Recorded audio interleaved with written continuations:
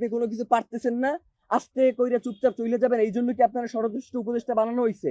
ওই জায়গা দিয়ে আপনি লড়তে পারবেন না। আপনার পুরো এই ঘটনার সাথে কারা কারা জড়িত এইটা নিশ্চিত কইরা আপনি এইখান থেকে যাইবেন। জানাজার মাঠে আপনি বলেছেন যে আপনি শরীফ ওসমান হাদিকে ধারণ করেন, কিন্তু একবারের জন্য আপনি জানাজার ময়দানে বলেন নাই যে খুনের বিচারের ব্যাপারে আপনি কি করবেন। নির্বাচনের আগে বিচার নিশ্চিত করতে হবে, এরপর নির্বাচনের আগে কোনো নির্বাচন হবে না। এখন থেকে রক্ত দিব না।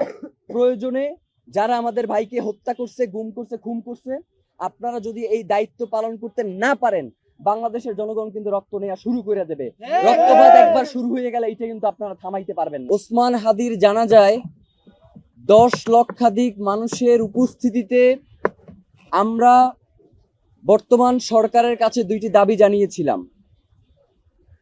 প্রথম দাবি হচ্ছে, ওসমান হাদিকে যে খুন করেছে বা যারা খুন করেছে, যারা খুনের পরিকল্পনা করেছে, যারা খুনে সহায়তা করেছে, যারা খুনিদেরকে আশ্রয় দিয়েছে এবং খুনের যারা মদতদাতা, তাদের প্রত্যেককে দ্রুত গ্রেফতার করে আইনের আওতায় নিয়ে আসতে হবে। এবং আমরা এর সাথে এও বলেছি যে আগামী 24 ঘন্টার মধ্যে সরকারের স্বরাষ্ট্র উপদেষ্টা এবং সহকারী উপদেষ্টাকে গত 1 সপ্তাহ ধরে তারা খুনের ব্যাপারে কি কি পদক্ষেপ নিয়েছে আসামিকে গ্রেফতারের জন্য, সেই ব্যাপারে তারা জনসম্মুখে এসে জনতাকে জানাবে। এবং দ্বিতীয়ত আমরা বলেছি, সিভিল মিলিটারি ইন্টেলিজেন্সের মধ্যে ঘাপটি মেরে বসে থাকা আওয়ামী দোসরদেরকে চিহ্নিত করে গ্রেফতার করতে হবে।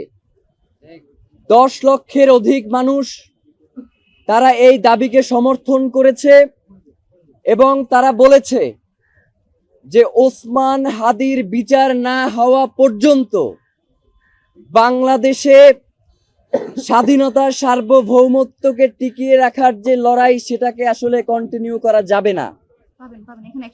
তারা বলেছে আগামীর যেই নির্বাচন, সেই নির্বাচনকে যদি সুষ্ঠুভাবে সম্পন্ন করতে হয়, তাহলে নির্বাচনের পূর্বেই ওসমান হাদির খুনের সাথে যারা জড়িত তাদেরকে গ্রেফতার করা দরকার। কিন্তু আমরা লক্ষ্য করেছি গতকাল স্বরাষ্ট্র মন্ত্রণালয়ের পক্ষ থেকে যেই বিবৃতি দেয়া হয়েছে, সেখানে আমরা স্বরাষ্ট্র উপদেষ্টা এবং তার বিশেষ সহকারী খোদাবক্স, তাদের 2 জনের একজনকেও আমরা দেখতে পাই নাই।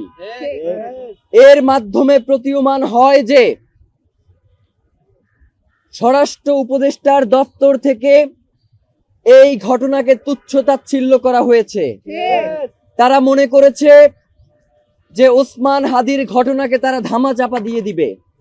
কিন্তু আমরা আপনাদেরকে জানিয়ে দিতে চাই, বাংলাদেশের জনগণ,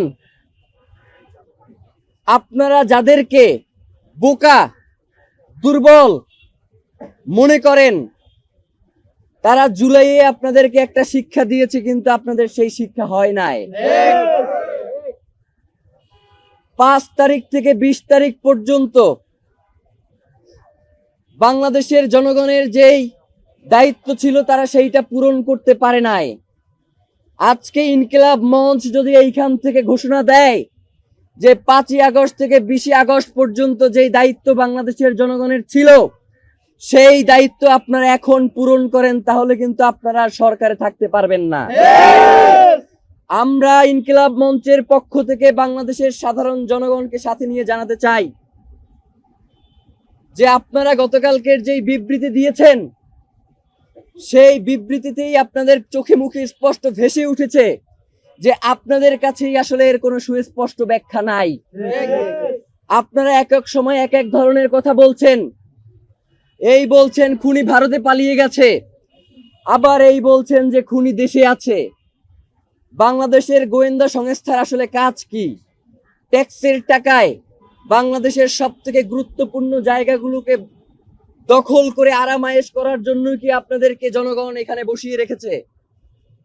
আপনারা যদি ওসমান হাদির মতো এত গুরুত্বপূর্ণ বাংলাদেশের স্বাধীনতার সার্বভৌমত্বের প্রতীক জুলাই জজবার প্রাণ শহীদ ওসমান হাদির খুনের ঘটনাকে যদি এইভাবে তুচ্ছ-তাচ্ছিল্য করেন, যারা বাংলাদেশের জনগণের জীবনকে জাহান্নাম বানিয়ে দিতে চান, বাংলাদেশের জনগণ যতক্ষণ পর্যন্ত স্বাধীনতা সার্বভৌমত্ব রক্ষার এই আন্দোলনে রয়েছে, আপনারা কোনো শান্তিতে থাকতে পারবেন না। বাংলাদেশের জনগণ আপনাদের জীবনকেও জাহান্নাম বানিয়ে ছাড়বে। আমরা বলতে চাই, আমরা যেই দুইটা দাবি জানিয়েছি, আপনারা এখন পর্যন্ত খুনি কোথায় রয়েছে? আপনারা খুনির ড্রাইভারকে গ্রেফতার করছেন, খুনির ড্রাইভারকে আপনারা গ্রেফতার করতে সক্ষম হন নাই। খুনির যে পিতামাতা রয়েছে, খুনির শ্যালক রয়েছে, এক এক সময় এক একজনকে উঠিয়ে নিয়ে আসেন এবং বলেন যে তারা আমাদেরকে পর্যাপ্ত তথ্য সরবরাহ করতে পারছে না। মানে গোয়েন্দা সংস্থা এবং যারা হচ্ছে তাদেরকে জিজ্ঞাসাবাদ করেন, আপনারা বলেন যে তারা সর্বোচ্চ তথ্য সরবরাহ করতে পারছে না, এবং আপনারা গুলি করা পরবর্তী সময়ে আমাদের কাছ থেকে তথ্য নিয়ে খুনিকে নিশ্চিত করবার চেষ্টা করেন। আপনাদের কাছে সেই ক্যাপাসিটিও নাই যে খুনিকে কিভাবে চিহ্নিত করা যায়। যতক্ষণ পর্যন্ত আমরা ইনকিলাব মঞ্চের পক্ষ থেকে আপনাদেরকে খুনিকে চিহ্নিত করে না দিতে পারছি, ততক্ষণ পর্যন্ত আপনারা খুনিকে চিহ্নিত করতে পারেন নাই। এবং পরবর্তী সময়ে আমরাই আপনাদেরকে বের করে দিয়েছি যে এই খুনের সাথে কারা কারা জড়িত রয়েছে, আপনারা বের করতে পারেন নাই। তাহলে তো এই গোয়েন্দা সংস্থা রাখবার কোনো দরকার নাই। ইনকিলাব মঞ্চকে বাংলাদেশের গোয়েন্দা সংস্থার দায়িত্ব দিয়ে দেন। যেহেতু সব কাজে ইনকিলাব মঞ্চেরই করা লাগতেছে, গোয়েন্দা তথ্য সরবরাহ থেকে শুরু করে সকল কাজ যদি ইনকিলাব মঞ্চই করে, তাহলে এই গোয়েন্দা সংস্থাগুলোকে বসিয়ে রাখবার তো কোনো দরকার নাই।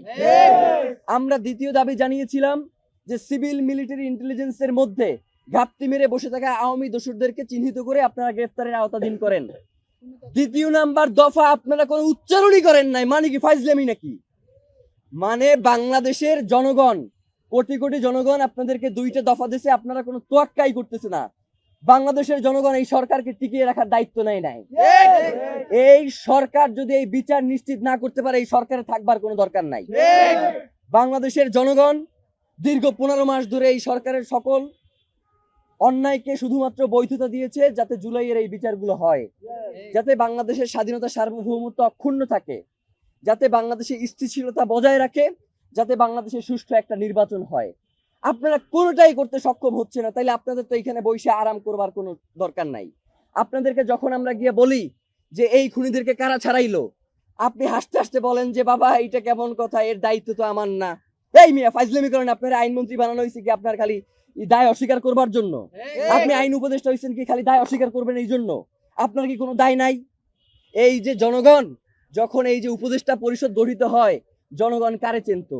জনগণ তো খালি আপনারই চিনতো। ডক্টর ইউনূস আসবার পূর্ব পর্যন্ত তো এই উপদেষ্টা পরিষদ কারা কি হবে এই দায়িত্ব তো আপনার উপরেও বর্তায়। তাইলে আপনি এখন যে কথায় কথায় বলেন যে বাবা এইটা তো উচ্চ আদালতের কাজ, এইটা অমুকের কাজ, এইটা তমুকের কাজ, তাইলে আপনার আসলে কি খালি অস্বীকার করাটাই আপনার দায়িত্ব, নাকি আপনি এই বাংলাদেশের পুরো জনগণের দায়িত্ব নিয়ে আপনি ক্ষমতায় গেছেন? আপনি সেই দায়িত্বকে অস্বীকার করেন কেন?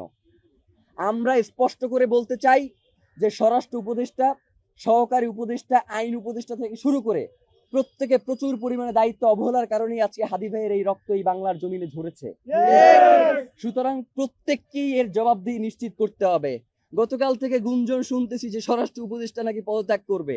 ফাইজলামি করেন মিয়া, বুইরা ভাম কোথার জানো ফাইজলামি করতে আসেন। মানে সারাক্ষণ খালি ভেটকাইতে আসেন। আপনাকে কি পদত্যাগ মানে হচ্ছে আপনি কোনো কিছু পারতেছেন না, আস্তে কইরা চুপচাপ চলে যাবেন, এই জন্য কি আপনার স্বরাষ্ট্র উপদেষ্টা বানানো হয়েছে? ওই জায়গা দিয়ে আপনি লড়তে পারবেন না। আপনার পুরো এই ঘটনার সাথে কারা কারা জড়িত এইটা নিশ্চিত কইরা আপনি এইখান থেকে যাইবেন, এর আগে আপনি কোনো জায়গায় যাইতে পারবেন না। মানে হইলো যাইয়া আপনি যাবেন, কোনো সমস্যা নাই, তার আগে বলবেন যে আপনারা কে বাধা দিছে এই দায়িত্ব পালন করতে, আপনি কার কার জন্য এই দায়িত্ব পালন করতে পারেন নাই, কে এই খুনের তদন্ত করতে আপনারা বাধা দিছে, সব কথা বইলা দিয়া এরপর আপনি যাইতে হইবে। এছাড়া আপনার যাওয়ারও কোনো সুযোগ নাই।